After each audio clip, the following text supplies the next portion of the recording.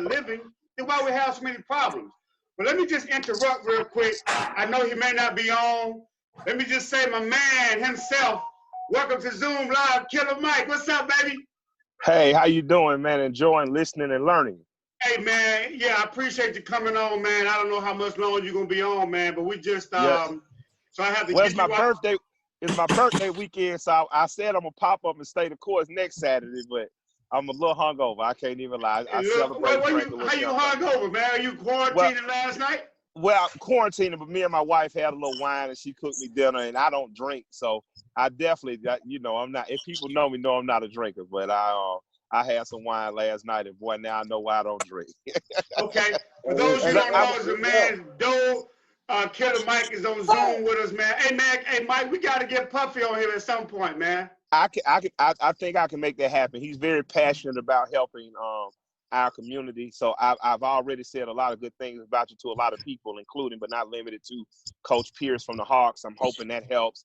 And we're going to make sure we get Puff and some other brothers, because a lot of these brothers want to give back in terms of time and resources. They just don't know where to give to, which is why I'm going to constantly be in support publicly and privately of Next Level Boys Academy. I wanted to say, to just kind of ride your coattails on what you're saying, I heard the wisest thing about showing what you have years ago from my cousin. My cousin was a pool player and gambler in high school.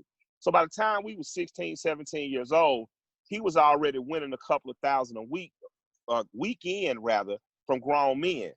And I remember asking my cousin one time, like, man, why when you go to the pool hall, you dress a certain way, you underdress, He said, cuz they never kill you for what you got. They kill you for what they think you got. Wow. And that was a very important statement, because when I noticed, as I was running around, the people that ended up kidnapped, hurt, shot were always the guys that were flashier. You know what I'm saying? It looked like it was more than it is. So when young people, I was taking a picture with a young man and he put up money. I said, we're not going to do that.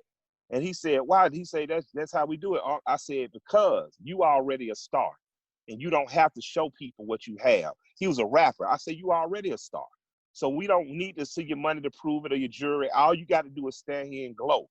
And he hit me later just thanking me. He said, because I kind of got away. He said, I started following what everyone else was doing instead of being me. I said, you the star. Before you ever had money, you had talent. So you don't have to do that in the picture with me. You don't have to prove anything. And Mike, let me ask you a question, man. So why is it that, why are the young men you think are so competitive with each other, man? Well, competition is a good thing.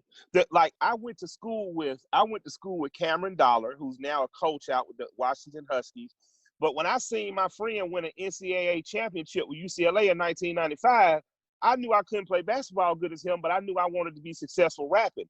So and we had competed since we was in the third grade. When I seen one of my best friends since kindergarten get drafted into the NFL in 1997, I said, man, I got to keep on doing what I'm doing, because I can't let my friends succeed and me not to. So in those cases, competitiveness amongst young men is not a bad thing. It becomes a bad thing when you don't truly have a desire to do what you're competing in. When you put money to your ear simply because somebody else did it, or you got your stimulus check, or you didn't hit a car, or you didn't, that's not competing. Competing is the best competition you can have is the competing with you yourself the day before. Yesterday, I did 10 laps. Today, I'm going to do 20. Last week, I made $120. This week, I'm going to make $150. You are your competition. You have to stop putting your competition outside, because really the people you compete with don't care nothing about you.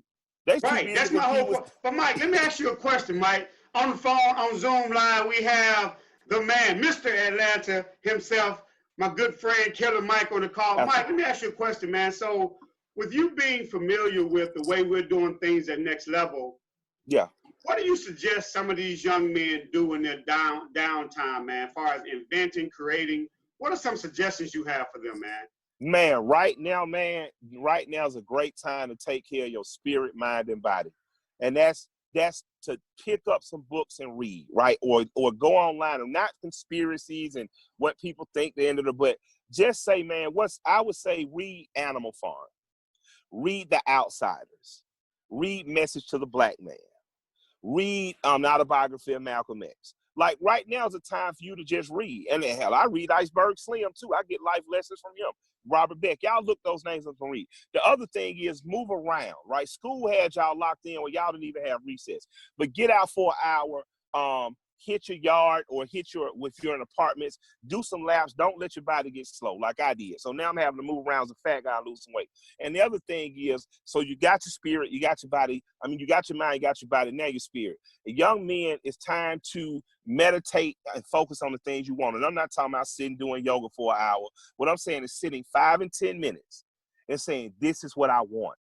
And then your mind says, well, how are we going to get it? And then you're going to have to start to say, well, this is what I have to do to achieve those things. And think about what you really want. Not what your friend got that you want, but what really makes you happy. If growing a plant makes you happy, then put a tomato in a cup, right? If martial arts makes you happy, then go on YouTube and start watching boxing and martial art techniques and practicing them in your garage, right? Do the